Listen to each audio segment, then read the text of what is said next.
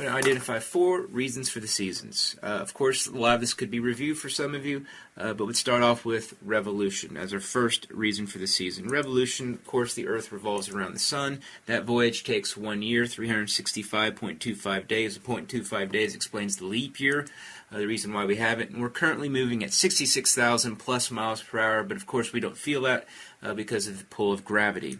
Our second reason for the season would be rotation. Earth rotates on its axis once every 24 hours.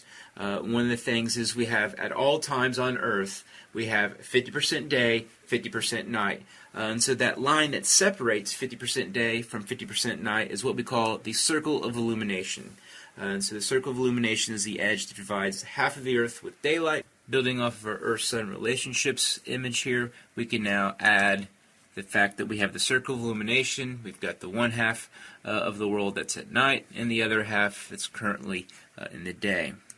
Reason number 3 for the seasons is the fact that the Earth is slightly tilted. The Earth is tilted 23.5 degrees from the plane of the ecliptic. 23.5 degrees, you'll see that number pop up a few different times. This is very important because if there was no tilt, there would be no seasons. And so the third reason is one of the key reasons for the seasons.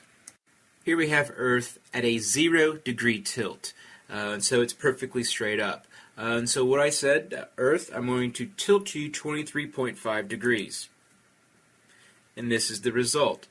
So here's what Earth looks like in representation to the Sun. It's at a 23.5 degree tilt, so we can get rid of those previous red lines.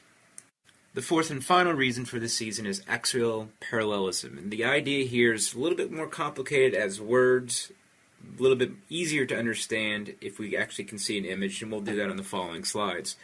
Axial parallelism, the idea here is the axis maintains its alignment. It stays the same during that orbit or during that revolution around the Sun.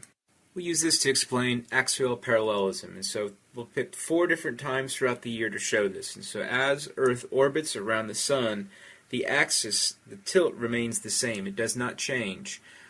So we can see that represented here in each of these individual dates, these key dates.